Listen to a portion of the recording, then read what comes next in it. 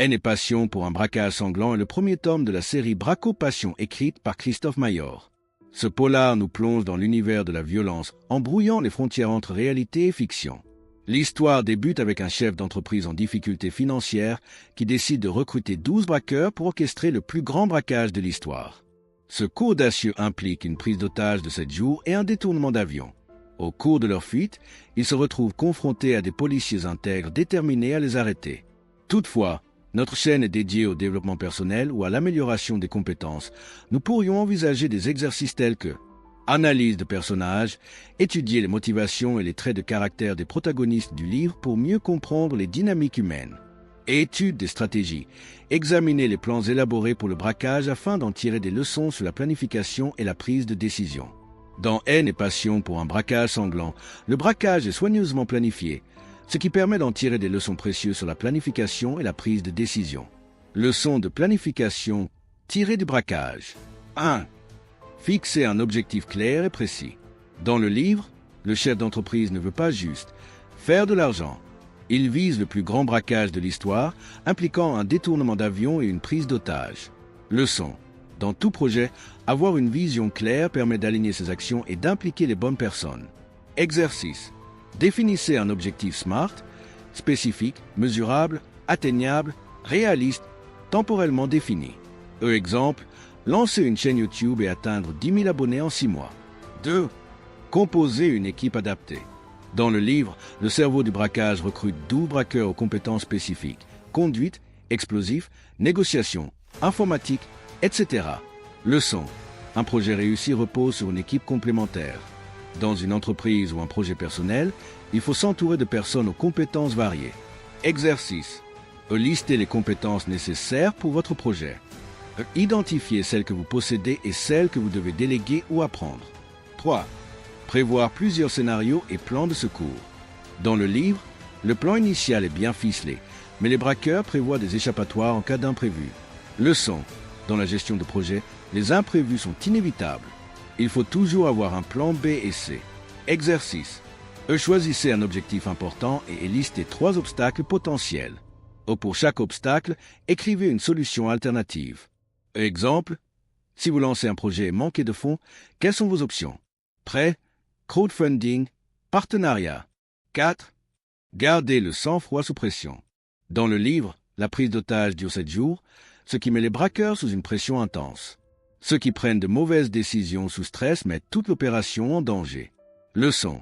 Dans n'importe quel projet, savoir gérer son stress et prendre des décisions réfléchies est essentiel.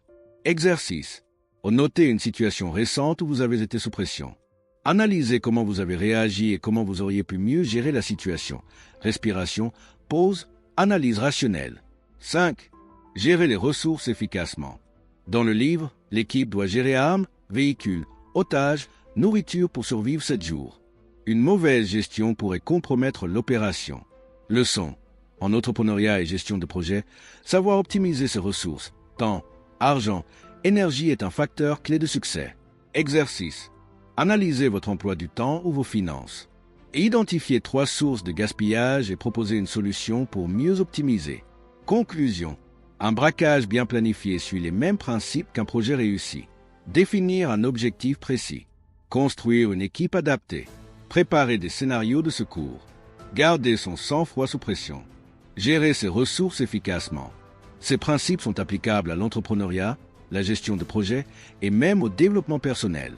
Ce que les grands braqueurs peuvent nous apprendre sur la réussite, en expliquant comment les stratégies criminelles peuvent inspirer une approche méthodique et efficace, mais dans un cadre légal. Réflexion éthique. Discuter des dilemmes moraux présentés dans l'histoire et de la manière dont il peut s'appliquer à des situations réelles. Dans Haine et passion pour un braquage sanglant, plusieurs dilemmes moraux sont mis en avant. Voici 3 dilemmes clés du livre et comment ils peuvent s'appliquer à des situations réelles. 1. La fin justifie-t-elle les moyens? Dilemme dans le livre. Le chef d'entreprise est confronté à des difficultés financières et choisit de recruter des criminels pour organiser un braquage audacieux. Il pense que ce vol pourrait résoudre ses problèmes, mais cela implique des actes illégaux et violents. Application dans la vie réelle. Beaucoup de personnes sont tentées d'emprunter des raccourcis éthiquement discutables pour atteindre leurs objectifs. Tricher aux examens, mentir sur un CV, fraude fiscale. La question est, peut-on justifier ces actes par le résultat final? Exercice pratique. Apprenez une situation où vous avez dû choisir entre une solution rapide mais immorale et une autre plus difficile mais éthique. Notez les conséquences potentielles de chaque choix. Imaginez une alternative qui permettrait d'obtenir un bon résultat sans transgresser vos valeurs. De loyauté ou justice. Dilemme dans le livre.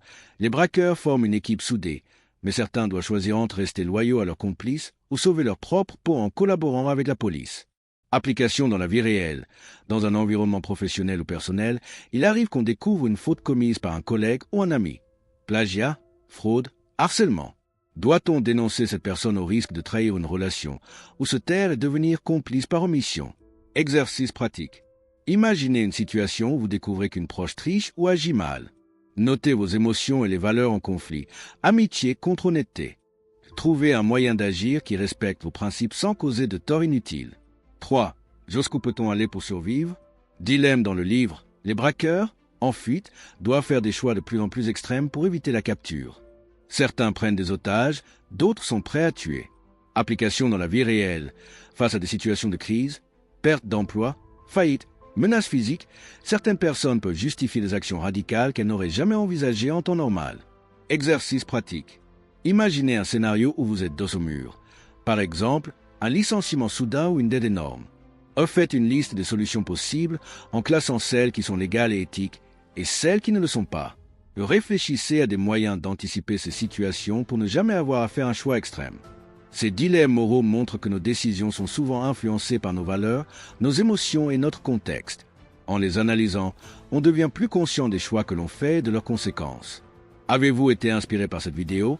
Veuillez l'aimer, la commenter, puis vous abonner à la chaîne L'Art de Réussir pour ne rater aucune de nos vidéos très intéressantes.